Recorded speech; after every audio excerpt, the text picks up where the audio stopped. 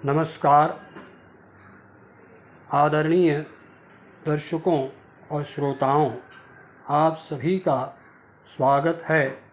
आज मैं अपने इस वीडियो में समकालीन आधुनिक हिंदी साहित्य के प्रख्यात रचनाकार रामदरस मिश्र की दो कहानियों को लेकर बात करने जा रहा हूँ।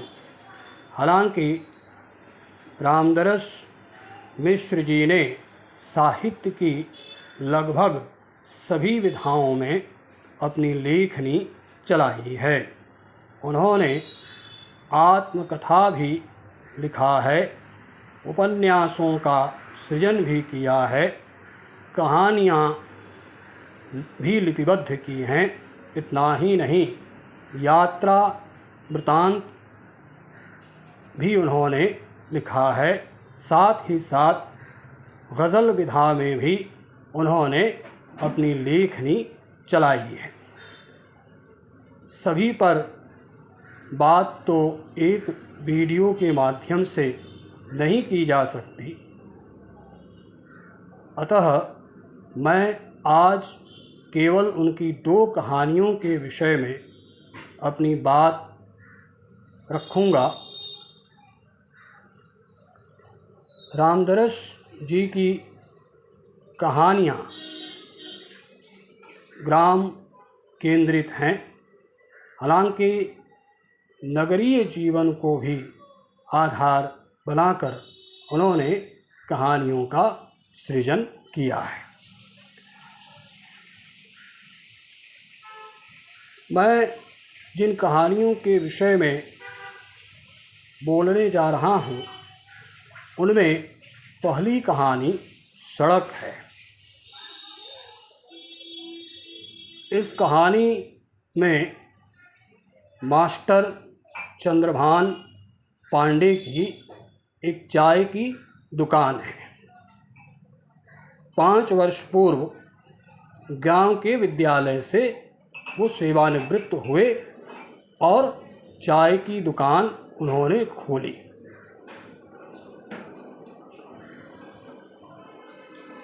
चाय की दुकान चला रहे हैं, कहानी जब शुरू होती है, और हम देखते हैं कि उनकी दुकान पर क्षेत्र का जो विधायक है जंग बहादुर यादव, वह आता है। चाय पीने के लिए 3 साथियों के साथ वह आता है और चाय की मांग करता है। वो चाय वाले 4 कप चाय देना, चाय लेता है और फेंक देता है और कहता है कि क्या वाहियात चाय बनाई है इस बुढ़े ने। बाकी 3 लोग चाय पीते हैं। अब देखिए, इस कहानी में क्या कहा मैंने, वो कहता है कि क्या वाहियात चाय बनाई है इस बुढ़े ने। अब इस कहानी में जो मुख्य 3 बातें उभर कर सामने आई हैं, उनमें से पहली बात है सड़क। विकासशीलता का तो प्रतीक है, गतिशीलता का तो प्रतीक है, परंतु नकारात्मक गतिशीलता का प्रतीक है। उसका साथी कहानी में कहता है कि यादव जी, आपकी बदौलत गांव में सड़क बन रही है, विकासशीलता का प्रतीक है।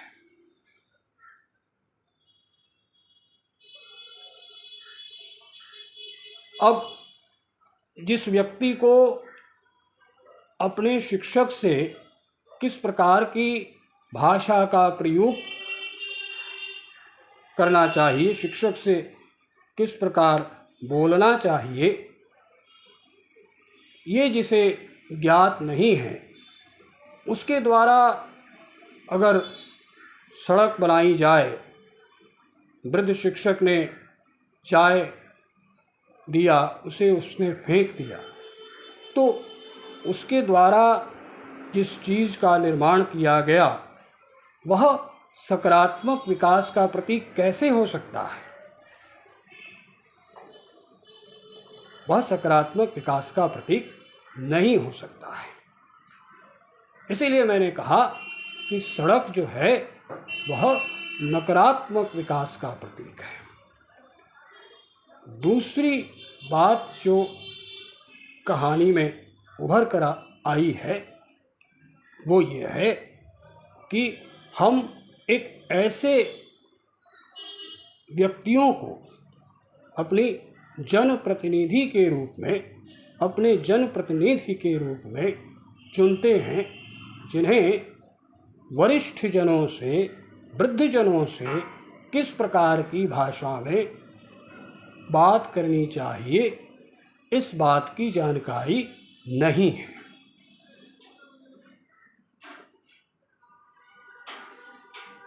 हमारे यहाँ कहा गया है कि अभिवादनशीलस्य नित्यं वृद्धोपसेविनः आयुर्विद्या यशोबलं च वर्धन्ते।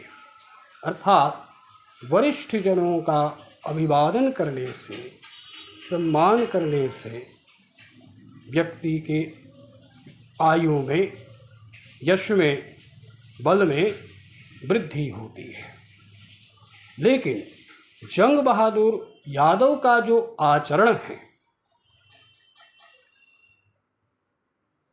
उसकी जो भाषा है, चाय लेकर फेंकना है, यानी उसका जो अपमानित आचरण है प्यारे मित्रों, उससे यह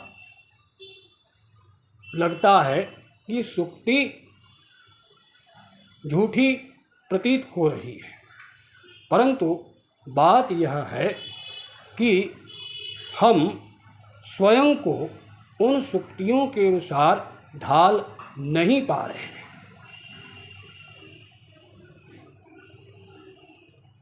हम अपना आचरण उन सूक्तियों के अनुसार नहीं कर रहे हैं। हमारा शरीर शिक्षित हो रहा है, परंतु हमारा आचरण शिक्षित नहीं हो रहा है। जंग बहादुर यादव को शुरू में तो पता नहीं था कि वह उनके शिक्षक हैं, परंतु कालांतर में पता चलता है तो वो 5 रुपया देता है। 5 रुपया किस लिए? कहता है कि गुरुदक्षिणा समझ करके रख लीजिए। चंद्रभान पांडे उससे पूछते हैं कि आपने तो चाय पिया नहीं है, तो 5 रुपया क्यों दे रहे हैं? अब वो कहता है कि इसे चाय के पैसे कौन दे रहा है गुरुजी, इसे गुरुदक्षिणा समझ करके रख लीजिए। और वो चला जाता है।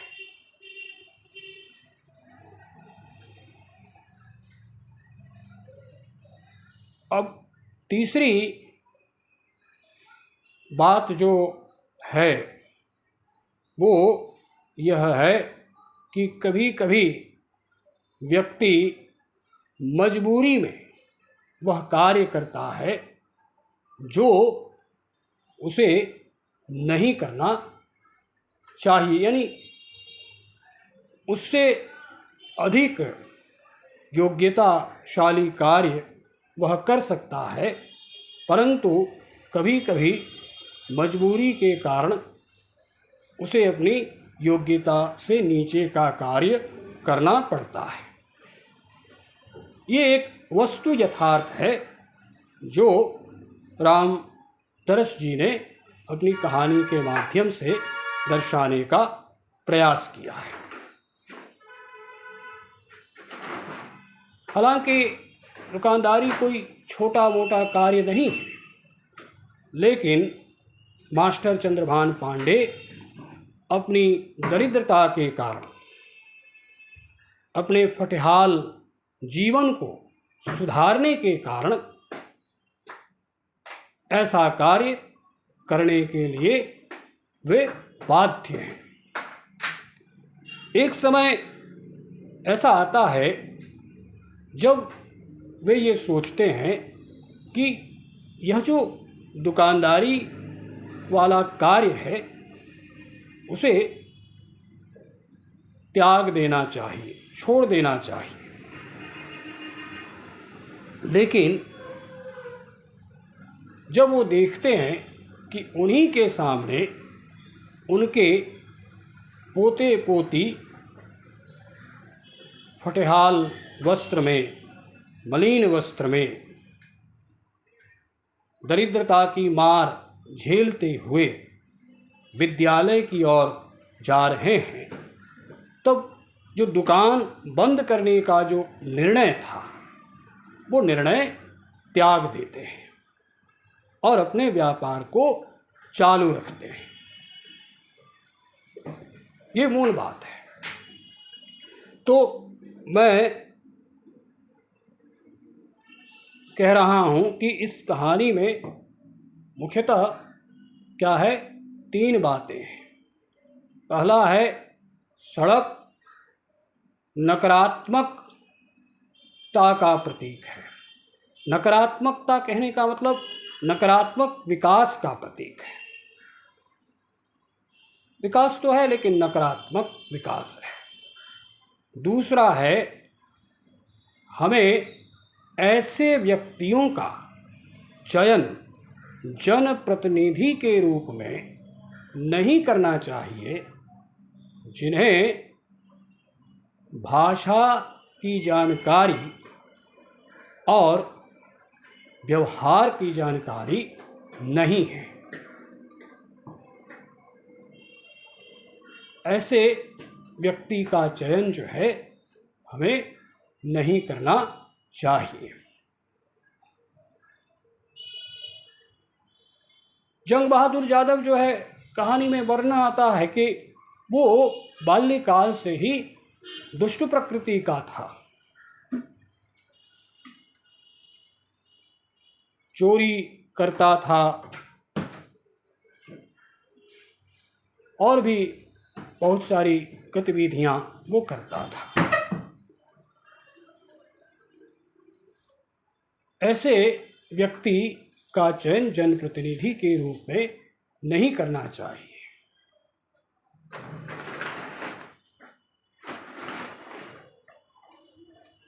तीसरी जो बात है वो ये है कि कभी कभी व्यक्ति को मजबूरी के कारण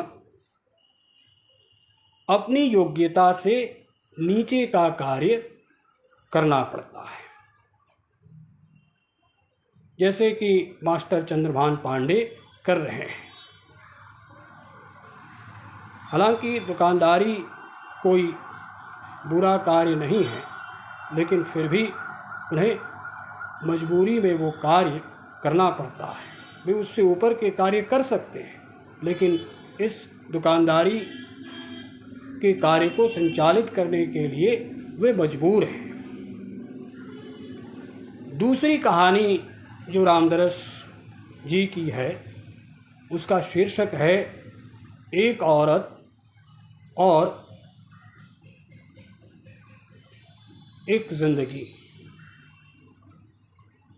यह स्त्री विमर्श पर केंद्रित कहानी है। प्यारे मित्रों, इस कहानी में भवानी नामक एक पात्र है, महिला पात्र, जिसके मन में प्रबल जिजीविषा है। वो अपने जीवन में हार नहीं मानती है। इस कहानी में भवानी एक संघर्षशील पात्रा के रूप में हमारे सामने उभर कर आती है। कहानी में हम देखते हैं कि भवानी के भतार की और उनके ससुर की मृत्यु हो गई और अब परिवार को संचालित करने का दायित्व, उसके छोटे छोटे बच्चे भी हैं, उन बच्चों का और परिवार का संचालन करने का जो दायित्व है वह उस अकेली महिला पर है, उसी पर है। वो अपने समस्त कार्य का संचालन अकेले ही कर रही है। इस कहानी में धनपतिया नामक एक पात्र है जो भवानी के पति का चाचा है, यानी धनपतिया की वो क्या हुई, भतीजा बहू हुई। धनपतिया को लेखक रामदरस मिश्र ने एक ऐसे पात्र के रूप में दर्शाया है जिसके मन में नारी के प्रति भोगवादी दृष्टि है। यानी पुरुषतांत्रिक समाज का जो भोगवाद है वह कहीं न कहीं धनपतिया के रूप में उभर कर हमारे सामने आता है।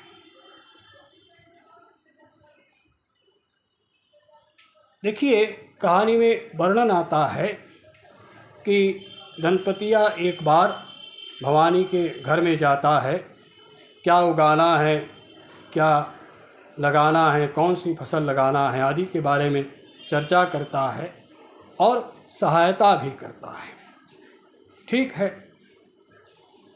बुआई में, फसलों की कटाई में वो सहायता कर देता है, लेकिन उस सहायता के पीछे धनपतिया के मन में क्या है, एक भोगवादी दृष्टि है। अब उसकी भोगवादी दृष्टि को भवानी समझ नहीं पाती है। उसके मन में तो सरल भाव है, वो शुरू में इस बात को समझ नहीं पाती है। कुछ दिनों के पश्चात मध्य रात्रि में दोबारा आता है। रात के 12 बजे वो आता है। अब मध्य रात्रि में किसी अकेली महिला के गृह में प्रवेश करना अनुचित कार्य है, ऐसा नहीं करना चाहिए, कभी भी नहीं करना चाहिए। लेकिन धनपतिया फिर भी आता है। एक दृष्टि से अगर देखा जाए कि मान लीजिए धनपतिया को जरूरी काम है, उसे पूछना था कि बहू को क्या उगाना है। ठीक है, अगर वो आ भी जाता है जरूरी काम से, तो जो उसने वहाँ आकर पूछा कि बहू से पूछा कि क्या उगाना है, तो बहू कहती है कि मैं चाहती हूँ कि गेहूँ उगाया जाए। धनपतिया कहता है कि मैं भी यही चाहता हूँ। पूछ तो उसने लिया मित्रों, लेकिन अपने मन में नित भोगवादी दृष्टि के कारण वह उस स्थान को त्यागता नहीं है। एक दृष्टि से मैं कहता हूं कि आप पूछने के लिए आए हैं, ठीक है, आपको जरूरी था, आपने पूछ लिया। अब अकेली महिला के घर में खड़े होने का कोई औचित्य नहीं है।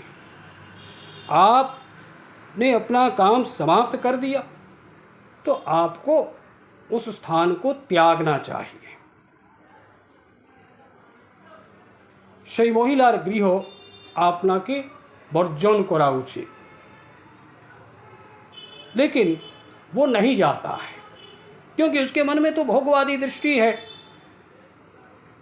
और वो ये कहता है कि हालांकि भवानी उसके प्रति कृतज्ञता स्वीकार करती है कि आपने मेरी सहायता की वगैरह वगैरह, तो वो कहता है कि तुम बहुत कुछ हो भवानी, तुम तो बहुत कुछ हो, कहते हुए भवानी की बाँह को पकड़ लेता है। अब जब बाँह को पकड़ लेता है तो भवानी अपने दांतों से उसके गाल को काट देती है। यहाँ पर लेखक ने भवानी को एक संघर्षशील नारी के रूप में दर्शाने का प्रयास किया है। मैं जब भवानी के इस आचरण के विषय में सोचता हूँ तो मुझे गीता की एक बात याद आती है, जिसमें भगवान श्री कृष्ण ने अर्जुन से कहा कि भो कुंती नंदनः आत्मरक्षा अपि धर्म च, अर्थात हे कुंती के पुत्र, कुंती के आत्मज, आत्मरक्षा भी धर्म है, कर्तव्य है। तो भवानी ने जो किया वह उस समय के लिए उचित ही है, उचित कार्य किया। भोगवादी पुरुष के प्रति उसने जो कार्य किया, दांत से काटा, वह निस्सहाय थी और कोई चारा उसके पास नहीं था, लेकिन उसने बड़ी बुद्धिमानी से कार्य किया। उचित दंड उस धनपतिया को भवानी ने दिया। अपने नाम की सार्थकता उसने वहाँ दिखाई। माँ दुर्गा ने जिस प्रकार से महिषासुर से संघर्ष किया, उसी प्रकार से भवानी ने भी धनपतिया नामक असुर, जो उसे लूटने के लिए आया था, उसके शील को तोड़ने के लिए आया था, उसका उसने उचित जवाब दिया अपने दांतों के माध्यम से प्रहार करके। जब दांत से काटती है भवानी तो वो दूर हट जाता है, चला जाता है। अगले दिन जब गांव वाले उससे पूछते हैं कि भैया आपके साथ क्या हुआ है, तो वो कहता है कि आपके गाल में ये कैसे निशान हैं। तो वो कहता है कि हमारे पोतों ने पोतियों ने ऐसा किया है। वो ये नहीं, अपनी करतूत को वो छुपाता है। देखिए कैसे लोग हमारे समाज में अपनी करतूत को वो छुपाता है।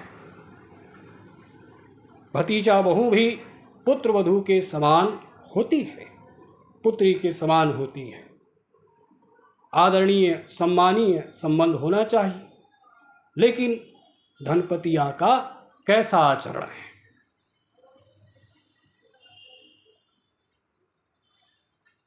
भवानी डरती नहीं है, उसके मन में आतंक नहीं है, वह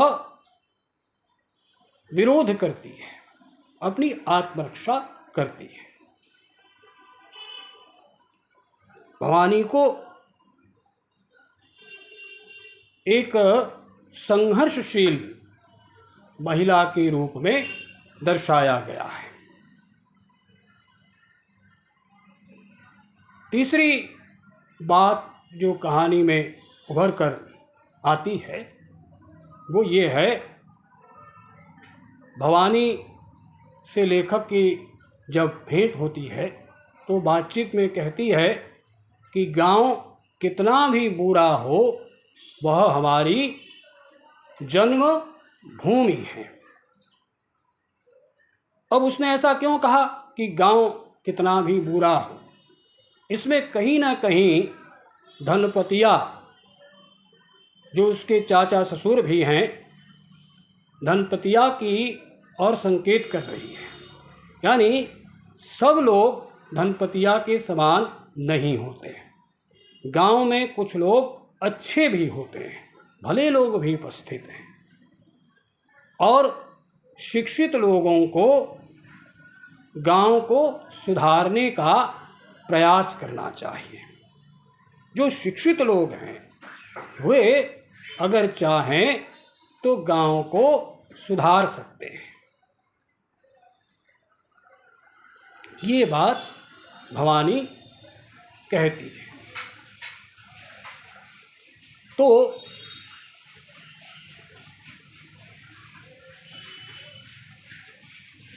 इस कहानी में मुख्यतः